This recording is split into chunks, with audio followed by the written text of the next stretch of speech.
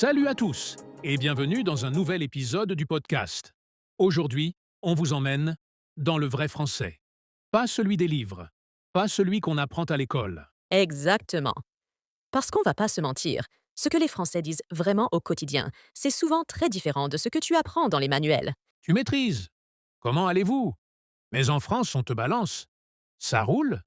Et là, t'es perdu. Aujourd'hui, on va vous dévoiler les expressions, les habitudes de langage et les raccourcis que les natifs utilisent tous les jours, et que souvent, personne ne t'explique. Alors si tu veux comprendre les vrais Français et surtout leur répondre comme un vrai local, reste avec nous. Tu sais, Alex, ce que je trouve le plus drôle avec les cours de français à l'école, c'est la manière dont on apprend à saluer les gens. On t'enseigne des trucs genre «Bonjour madame, comment allez-vous aujourd'hui?» Mais en réalité, personne ne parle comme ça dans la rue. C'est trop formel, trop rigide. Les Français utilisent plein de formules beaucoup plus simples et détendues. Mais oui, carrément. Franchement, si tu dis «Comment allez-vous?» à un pote, il va te regarder bizarrement. Dans la vraie vie, c'est plutôt «Ça va», «Zrenia», «Ça roule», ou même juste «Yo» chez les plus jeunes. Et tu sais ce que j'entends souvent dans le métro ou dans les cafés? Des «Wesh», «Tranquille», «Swing» ou même «Ça gaze». C'est du langage familier. Mais c'est ça, le vrai français parlé. Exactement. Et c'est pas seulement pour dire bonjour, même pour dire au revoir. C'est rarement au revoir, madame. C'est plutôt à plus, me swing. Bonne soirée, hein? Component placement ou on se capte demain. C'est rapide, c'est chaleureux et surtout, ça crée une vraie connexion avec l'autre. Quand tu dis ciao, Zrenia, tu passes tout de suite pour quelqu'un de détendu, de naturel. Et c'est aussi une question de ton. Si tu dis «Ça va», avec un grand sourire et un air amical, tu mets directement l'autre à l'aise. C'est pas juste une formule, c'est tout un état d'esprit. Tu montres que tu veux créer du lien, pas juste appliquer une règle de grammaire. Tiens, petit exemple. Yo, ça roule. Grave, et toi? C'est rapide, fluide, et c'est exactement le genre d'échange qu'on entend tous les jours entre amis ou collègues. Aucun besoin de structure compliquée. C'est clair. Et si tu veux paraître naturel en France, il faut capter ce genre de subtilité. Alors, pour ceux qui nous écoutent, essayez de remplacer «Bonjour, comment allez-vous?» par un simple «Salut, ça va?» et observez la différence dans la réponse de votre interlocuteur. Tu sais, ce qui surprend le plus les apprenants quand ils arrivent en France, c'est pas la grammaire ni la vitesse du français parlé, c'est les expressions familières. On utilise des tournures que tu n'as jamais vues dans un manuel, mais qu'on entend partout, dans la rue, au boulot, dans les séries, les cafés, même entre collègues. Par exemple, j'ai la flemme. C'est une des phrases les plus typiques. Tu veux dire que t'as pas envie de faire un truc? Tu dis j'ai la flemme, et tout le monde comprend direct. Genre, tu viens courir avec nous demain matin? Ah non, j'ai la flemme, sérieux. Mais tellement. Et ce que j'adore, c'est que ces expressions, elles te donnent l'air vrai, tu vois. Un autre exemple que j'entends souvent, c'est pas ouf. Ça, c'est quand tu veux dire que quelque chose est bof, pas terrible, pas nul, mais pas impressionnant non plus. Genre, alors, ce film Netflix? Bof, c'est pas ouf. Tu vois, c'est rapide, c'est clair. Et ça exprime exactement ce qu'on ressent sans faire une grande phrase compliquée. Un natif ne dira jamais «Ce film était médiocre». Il dira juste «C'est pas ouf». Grave. Et si on parle des trucs qui énervent, il y a une autre expression que j'adore, c'est relou. C'est l'argot de lourd, mais dans le sens négatif. Ça veut dire que quelque chose est chiant, pénible, fatigant. Genre, tu dois refaire ton dossier administratif pour la troisième fois. Franchement, c'est relou. Tu balances ça à ton pote et il va tout de suite compatir. C'est plus vivant que c'est embêtant, tu vois? Et tu sais quoi? Une autre qu'on utilise tous les jours, c'est «t'inquiète». C'est la version courte de «ne t'en fais pas» ou «ne t'inquiète pas», mais c'est beaucoup plus cool, plus détendu. Tu veux rassurer quelqu'un? Tu lui dis «T'inquiète, je gère». Ou même juste «T'inquiète». Pas besoin d'en dire plus, ça suffit pour calmer la situation. Et mon coup de cœur perso, c'est il abuse grave. C'est pour dire que quelqu'un exagère de ouf. Genre ton patron qui te demande de rester 3 heures de plus un vendredi soir. Non, mais attends, il abuse grave là. C'est une façon hyper spontanée de montrer que tu trouves ça abusé et que c'est pas normal. Et c'est toutes ces petites expressions qui font la différence. Si tu veux passer du niveau «je parle bien» à «je parle comme un Français», c'est ça qu'il faut capter. Les manuels t'enseignent à dire «je suis fatigué». Mais dans la vraie vie, tu diras «j'en peux plus», «je suis crevé» ou «c'est relou». Exactement. Donc, mon conseil à tous ceux qui nous écoutent, ouvre grand tes oreilles, note ces phrases dans un carnet et commence à les utiliser. Même une seule, par jour. Tu vas voir que les gens vont te regarder différemment, avec un petit sourire du genre «Tiens, il parle vraiment comme nous». Tu sais ce qui surprend presque tous les apprenants quand ils entendent les Français parler pour la première fois? Ce n'est pas forcément la vitesse, ni même le vocabulaire. C'est qu'on a l'impression qu'ils mâchent leurs mots, qu'ils avalent les sons. Et pourtant, c'est pas qu'ils parlent mal, c'est juste qu'ils contractent tout. On ne dit pas je ne sais pas comme à l'école. Non, on dit pas. Et ça, tu vas l'entendre 10 fois par jour. Tu demandes à quelqu'un tu sais où est-ce la boulangerie? Et la réponse sera pas, je crois qu'elle est fermée aujourd'hui. C'est super fluide, mais au début, t'as l'impression qu'il ne prononce rien correctement. Exactement. Et ce qui est fou, c'est que ces contractions, on les apprend jamais dans les cours classiques. Tu vois, on t'enseigne «tu es là», mais personne ne dit ça. En vrai, on dit «t'es là». Tu entres chez quelqu'un, tu l'appelles dans l'appartement, tu dis pas «tu es à la maison», tu cries «t'es là», et on entend ça tout le temps. Dans les séries, dans la rue, même au boulot parfois. Et faut s'y habituer parce que sinon, tu passes à côté de 80% de la conversation. Et on peut aussi parler de il y a, qui devient ya. C'est automatique. Genre, t'arrives dans un café bondé, tu demandes pas est-ce qu'il y a une table libre? Tu demandes y a une table de libre ou pas? C'est rapide, c'est naturel, et tu passes pour quelqu'un qui maîtrise vraiment l'oral. Et c'est là que beaucoup bloquent, parce qu'ils ont l'impression que leur niveau n'est pas assez bon, alors qu'en fait, ils n'ont juste pas entendu assez de français parler. C'est tout. Les contractions, ça s'apprend pas par cœur. Ça se capte à l'oreille. Tu dois les entendre encore et encore pour que ton cerveau s'habitue. Et moi, ce que je conseille toujours, c'est de faire du shadowing. Tu écoutes une phrase d'un podcast, d'un film ou d'une série, tu mets pause et tu répètes exactement la même chose, avec le même rythme, la même contraction. Tu dis pas je ne sais pas, tu dis je pas. Tu dis pas je ne peux pas venir, tu dis je peux pas venir. Pas je ne veux pas, mais je veux pas. C'est presque un autre français, mais c'est le français vécu. Et au bout d'un moment, ça devient automatique. Tu vas même commencer à contracter sans y penser. Et là, tu seras dans la vraie dynamique de la langue. Tu parleras comme nous. Et tu comprendras aussi beaucoup plus facilement, parce que ton oreille va anticiper ce qu'elle entend. Un Français ne dira jamais «Je ne sais pas si je vais venir». Il dira «Je sais pas si je vais venir». Et si t'as pas l'habitude, t'es largué. Mais une fois que tu l'as entendu 1000 fois, ça devient hyper logique. Donc, le conseil du jour. Expose-toi au français parlé, pas au français de livre. Écoute des natifs, note les contractions, répète-les. Et petit à petit, tu vas non seulement comprendre, mais surtout, tu vas commencer à parler comme un français. Tu sais ce qui rend un apprenant super crédible quand il parle français? Ce n'est pas la grammaire parfaite, c'est la façon dont il réagit spontanément pendant une conversation. Et pour ça, il y a des réponses toutes faites, qu'on utilise à longueur de journée, sans même y penser. Genre des petits mots hyper expressifs, super courts, mais qui montrent direct que t'es à l'aise. Tu vois ce que je veux dire? Grave. Tu vois, rien que ce mot-là. Grave. On l'utilise à toutes les sauces. C'est comme dire trop vrai, exactement. Ou même juste je suis d'accord. Par exemple, ce film était ouf, non? Grave. Et c'est fini. Pas besoin de faire une phrase complète. Un mot, et tu montres que t'es 100% dans la vibe. Exactement. Et il y a aussi carrément. Celui-là, je l'adore. C'est comme dire totalement, mais avec un ton super motivé. On se fait un resto ce soir? Carrément. Tu vois, c'est enthousiaste, chaleureux, et ça montre que t'es partant. Si tu réponds juste oui, bon, c'est correct, mais ça manque un peu de naturel. Et puis il y a mais tellement. Je l'utilise tout le temps. C'est quand quelqu'un dit quelque chose, et tu veux insister que t'es trop d'accord. Genre, j'en peux plus de ce temps gris.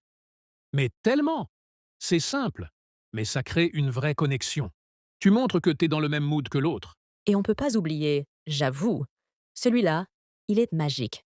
Tu peux l'utiliser dans 1000 situations. Franchement, j'ai pas envie de bosser aujourd'hui. J'avoue. C'est une façon hyper cool de dire moi aussi. Ou tu marques un point. Et ça donne un côté super détendu à la conversation. Et il y a aussi c'est chaud. qui veut pas dire c'est la température. Non, non, en français parlé, ça veut dire c'est difficile, c'est compliqué, c'est galère. Mon train a été annulé, je suis coincé à Lyon. Oh, c'est chaud. Tu vois? Ça marche pour compatir, sans faire un long discours. Et la cerise sur le gâteau. Ouais, non, mais laisse tomber. Celui-là, c'est pour dire que c'est même pas la peine d'en parler, que c'est trop nul ou trop compliqué. T'as vu le prix du billet d'avion? Ouais, non, mais laisse tomber. C'est direct, naturel. Et franchement, c'est comme ça qu'on parle dans la vraie vie. Donc, si vous nous écoutez là, retenez bien ces expressions. Grave, carrément, mais tellement, j'avoue, c'est chaud, laisse tomber. Ce sont des réponses réflexes qui rendent vos conversations vivantes, fluides et authentiques. Pas besoin de grandes phrases. Juste une réaction naturelle. Et hop, vous passez pour un natif. Et le mieux, c'est qu'elles sont super faciles à mémoriser. Apprends-en 2 aujourd'hui. Réutilise-les ce soir. Et tu verras, ça change tout dans ta manière de parler français. Bon, là, on arrive dans un truc que presque personne ne t'enseigne à l'école, mais que tu entends partout en France. Les tics de langage. C'est ces petits mots ou expressions qu'on utilise tout le temps quand on parle. Ils n'ont pas toujours une vraie signification, mais ils sont là, comme une sorte de ponctuation vivante. Genre, tu vois? Genre, ben, bah écoute, en mode. Bref, ce sont des outils pour meubler, pour nuancer, pour capter l'attention, ou juste pour gagner un peu de temps quand on cherche ces mots. Et franchement, si tu veux parler comme un vrai Français, tu dois connaître ça. Ouais. Et ce qui est marrant, c'est que souvent, les natifs eux-mêmes ne se rendent même pas compte qu'ils les utilisent autant. C'est naturel. Tu vas entendre un truc du style ben, genre, je sais pas, tu vois? Et cette phrase-là, même si elle ne veut presque rien dire, elle est super fréquente dans les conversations. On l'utilise pour réfléchir, pour prendre une respiration mentale, ou juste pour ne pas laisser un silence trop lourd. Exactement. Par exemple, le mot genre. Il peut avoir plein de fonctions. Tu peux l'utiliser pour donner un exemple. Il est genre super stressé en ce moment. Ou pour atténuer une idée. Genre, j'étais pas trop sûr au début. Ou même juste pour faire cool dans ta manière de parler. C'est devenu un automatisme. On l'entend à la fac, dans les cafés, même au boulot parfois. Et t'as aussi en mode. Celui-là, il est assez récent, mais hyper courant.